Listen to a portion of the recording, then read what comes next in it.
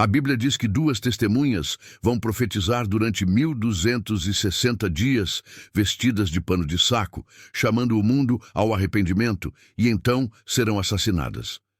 Mas 3 dias depois, algo inacreditável acontece. Quem são essas duas figuras misteriosas? Elias, Moisés, 2 homens comuns? Prepare-se, porque o que você vai ver agora é uma das profecias mais assustadoras e ignoradas do Apocalipse.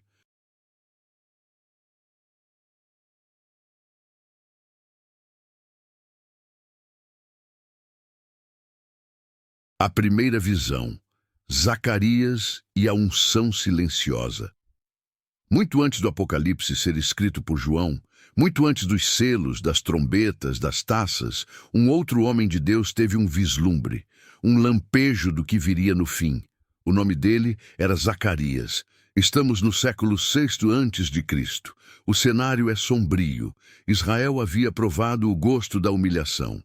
O povo, outrora orgulhoso por seu templo e por sua terra, havia sido arrastado pelos soldados de Babilônia.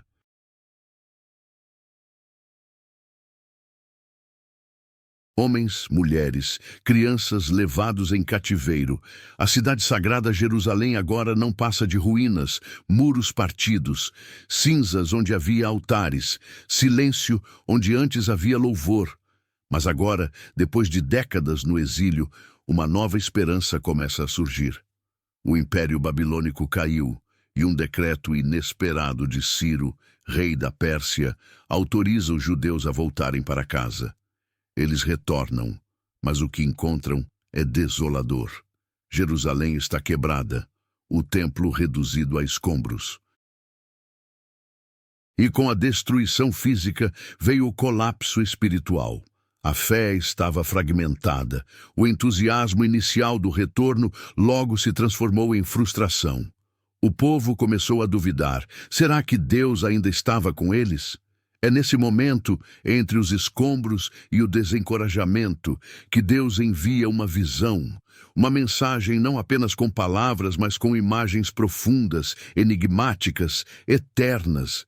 Zacarias vê diante de si um candelabro todo de ouro, 7 lâmpadas brilhando, mas há algo estranho,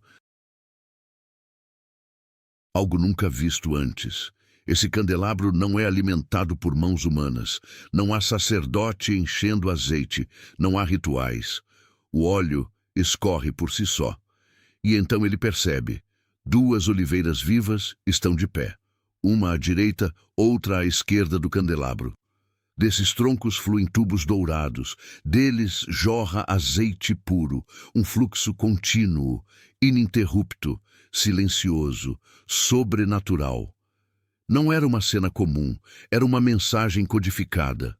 Essas árvores não estavam ali por acaso. Elas representavam algo muito maior que a restauração de muros. Representavam o tipo de ministério que Deus levantaria em tempos difíceis. Um ministério sustentado não por influência política, nem por carisma humano, mas por uma unção que vem do alto. O anjo, então, fala com Zacarias, e suas palavras ecoam por séculos, não por força nem por poder, mas pelo meu espírito. Era um recado para Zorobabel, o governador. Era um recado para Josué, o sumo sacerdote. Um recado para todo o povo. A restauração que viria não dependeria de recursos humanos, mas da presença de Deus. Mas essa visão não termina ali. Ela não era apenas para aquela geração. Era também uma profecia oculta em forma de símbolo, um código divino, uma pista escondida que só seria completamente decifrada séculos depois no livro de Apocalipse. Aquelas 2 oliveiras voltariam, não mais em visão, mas em carne e osso, na terra, diante do mundo. Apocalipse. Quando o mistério ganha rosto, séculos se passaram desde a visão de Zacarias. Reinos surgiram e desapareceram como poeira ao vento. Imperadores foram erguidos e derrubados. Templos foram reconstruídos e novamente profanados. Profetas proclamaram e foram silenciados, mas a visão permaneceu, como uma brasa escondida debaixo das cinzas da história, ardendo, esperando, como uma profecia que se recusa a morrer.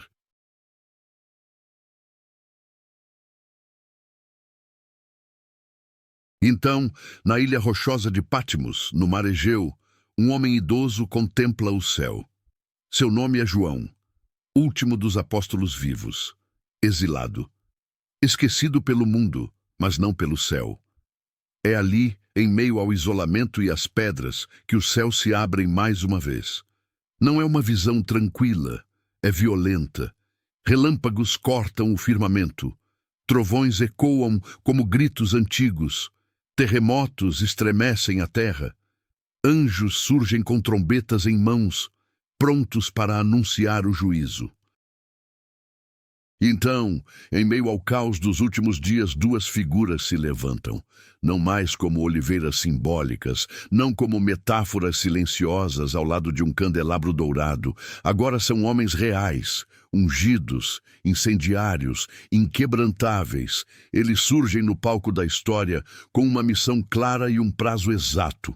1260 dias, vestidos de saco, não com roupas de status, não com joias ou coroa, mas com trapos de lamento, porque a missão deles não é entreter, é confrontar. E Deus declara com autoridade: darei poder às minhas duas testemunhas. Eles não vieram para negociar com o mundo, vieram para derrubar fortalezas. Eles não pertencem a nenhuma denominação, nação ou sistema. Eles pertencem ao trono. E suas palavras não são discursos, são espadas. Eles têm poder para fechar o céu, e o céu obedece. Têm autoridade para ferir a terra, e a terra se dobra. Eles pronunciam pragas, como os profetas antigos, falam e o clima muda, ordenam e os céus se calam. Profetizam e os impérios tremem. Quem tentar tocá-los morre. Eles não são guiados por emoção, não agem por impulso, não buscam fama, curtidas ou palcos. Eles não servem a multidões, eles servem àquele que está sentado no trono. Eles são como tochas humanas, fulguram com a luz de uma autoridade esquecida pela nossa geração. Eles queimam com uma glória que não pode ser fabricada. E então surge a pergunta: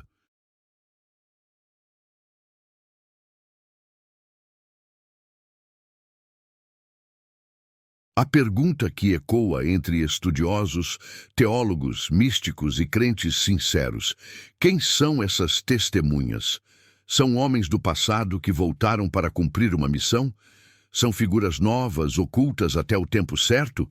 Ou são símbolos vivos, escolhidos por Deus para a hora mais escura da humanidade? A identidade deles ainda é um mistério, mas o impacto da sua missão será inegável.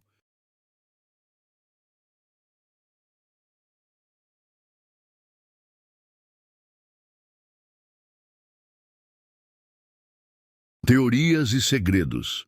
Moisés, Elias, Enoque.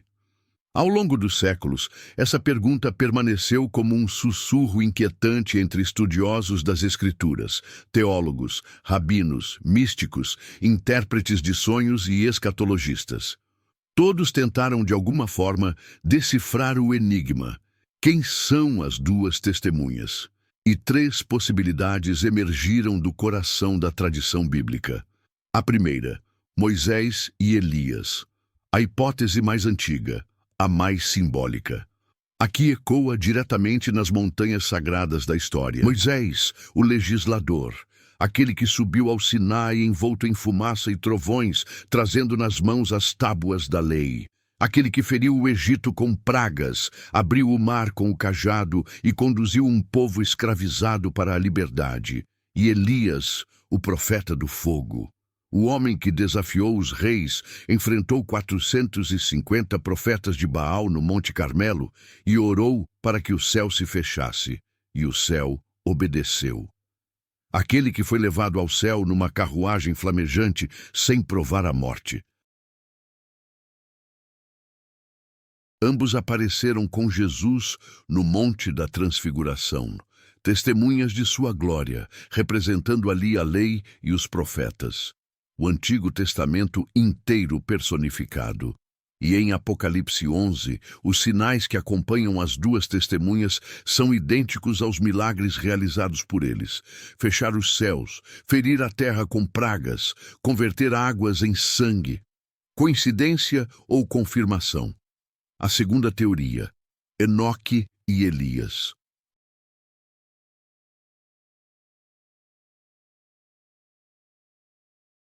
Essa interpretação parte de um princípio direto e inegável. De todos os personagens bíblicos, apenas 2 jamais provaram a morte. Ambos foram tomados vivos. Enoque, aquele que andou com Deus, e Deus para si o tomou. Homem justo da linhagem antediluviana, um pregador do juízo, segundo o livro de Judas. E Elias, aquele que foi arrebatado em vida num redemoinho de glória. O argumento aqui é bíblico e contundente. Hebreus 9 afirma: aos homens está ordenado morrerem uma só vez. Se isso é um princípio divino, então Enoque e Elias teriam que retornar para morrer, para cumprir seu ciclo terreno. E as duas testemunhas seriam, portanto, esse retorno.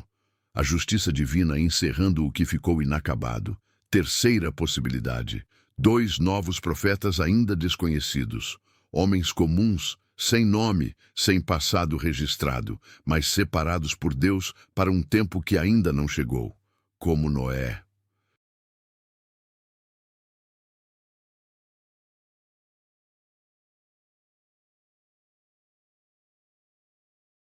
Em seus dias, como Moisés, em seu deserto, como João Batista, surgido no silêncio de 400 anos proféticos, essa teoria parte da ideia de que Deus sempre levanta vozes específicas para tempos específicos e que as duas testemunhas não precisam ser reencarnações nem retornos históricos. Podem ser novos inéditos, chamados escolhidos como fogo escondido, esperando a hora de acender. Eles podem estar vivos neste momento ou talvez nem tenham nascido ainda, mas o céu os conhece e o inferno os teme, seja qual for. A resposta, uma coisa é certa: eles terão uma unção real, não imitada, não institucionalizada, um poder que não vem de sistemas humanos, mas do próprio Espírito de Deus. E sua missão será inegociável, inflexível, irreversível. Eles não foram chamados para agradar o mundo. Foram chamados para abalar o mundo. O confronto final, a guerra da besta durante 3 anos e meio. Essas duas testemunhas se tornam o maior incômodo do planeta. Não são líderes políticos, não fazem parte de nenhuma instituição religiosa, não. Possuem alianças com potências econômicas, mas têm algo que o mundo moderno perdeu: autoridade espiritual real. Eles não podem ser comprados, nem silenciados, nem cancelados. Nenhuma rede social pode barrá-los, nenhum algoritmo pode abafá-los.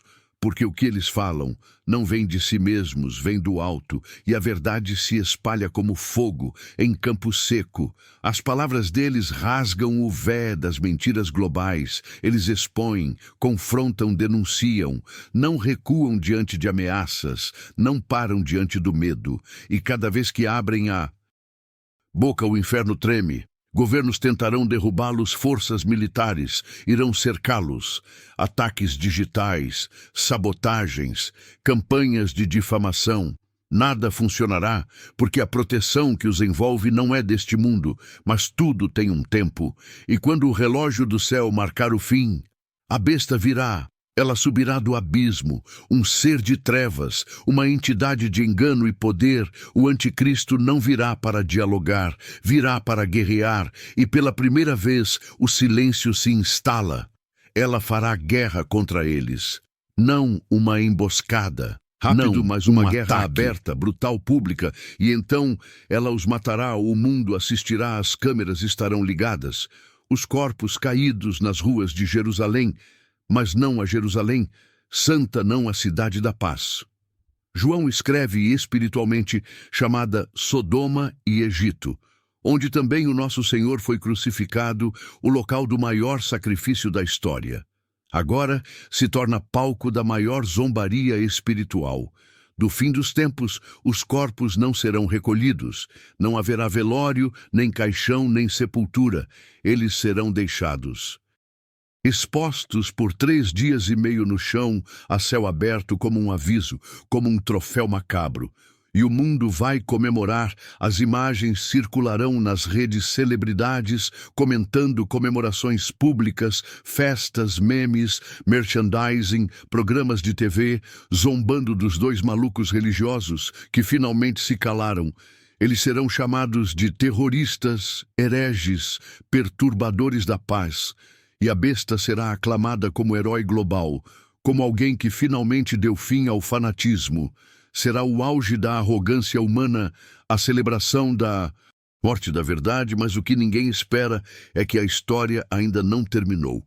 O sopro da vida, a ressurreição pública, 3 dias e meio. Depois, as ruas de Jerusalém ainda guardam os 2 corpos inertes, os olhos vazios, a pele seca sob o sol do Oriente Médio. Nada se move, exceto as bandeiras da blasfêmia hasteadas por todo lado. As câmeras continuam ligadas. Drones sobrevoam lentamente os cadáveres. A imprensa transmite ao vivo, os comentaristas discutem a queda final do fanatismo. Influenciadores vendem camisetas com a frase "O silêncio venceu". Enquanto isso, o mundo celebra embriagado pela própria arrogância, embriagado pelo próprio desprezo, como se a morte daquelas 2 testemunhas significasse o fim de Deus. Mas então, algo acontece. Primeiro é sutil, quase imperceptível. Um vento sopra, não. Um vento comum, mas um sopro que parece carregar peso, como se o próprio fôlego de Deus descesse à terra. As nuvens começam a se mover de maneira estranha. O céu escurece, como se o universo inteiro segurasse a respiração. O som das transmissões fica falhado, interferência, ruídos, está prestes a acontecer algo e ninguém pode impedir. Os olhos de um cinegrafista se arregalam.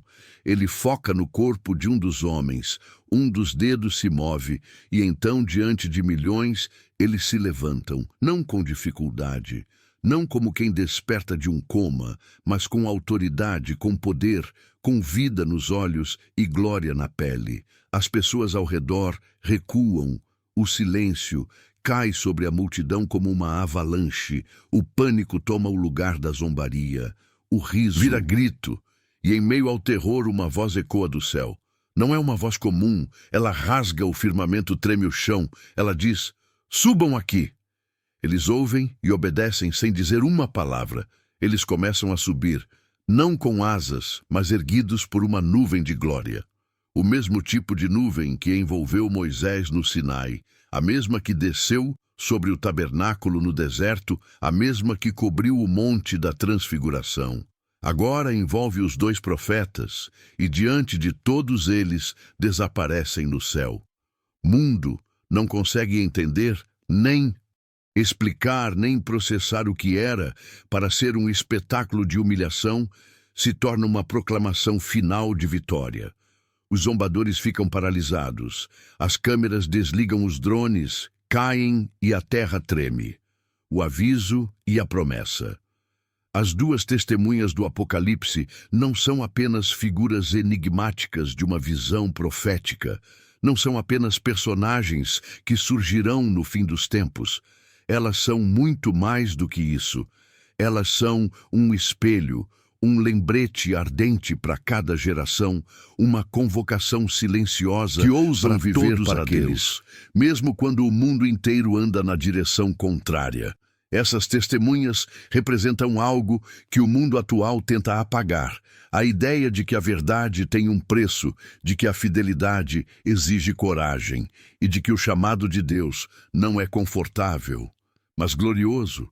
Elas nos lembram que a unção verdadeira não vem do palco, mas da presença, não vem de holofotes, mas da intimidade com o céu, não nasce do aplauso, mas da renúncia.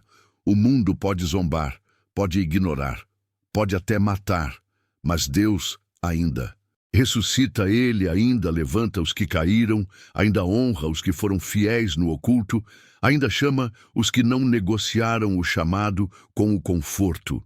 E agora, a pergunta não é mais sobre elas, é sobre você. Você tem mantido sua lâmpada acesa ou a deixou apagar diante da pressão? Você tem buscado o óleo do Espírito ou tem se alimentado da aprovação dos homens? Você tem permanecido firme, mesmo quando tudo à sua volta desmorona?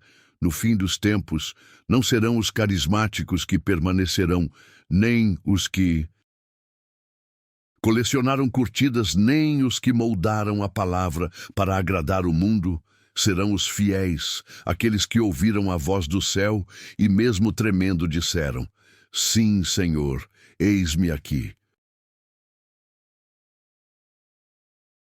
As duas testemunhas são um aviso para os rebeldes, mas uma promessa viva para os perseverantes. Elas gritam ao mundo que Deus nunca fica sem voz, que mesmo nas horas mais sombrias da história, sempre haverá alguém com a lâmpada acesa, sempre haverá alguém cheio de azeite, sempre haverá alguém que não se vendeu, não se calou, não se corrompeu, e talvez esse alguém seja você. Talvez você tenha nascido para essa hora, talvez você tenha sido marcado para ser uma voz no deserto, uma luz na escuridão, um candelabro em meio à apostasia. Talvez Deus esteja chamando você. A pergunta é: você vai responder? Inscreva-se agora no canal, ative o sininho das notificações e junte-se a nós nessa jornada, por dentro das histórias mais ocultas e impactantes da Palavra de Deus. Tem muita coisa que você ainda não viu, e cada vídeo aqui é uma porta para algo maior. Nos vemos na próxima revelação. Até lá.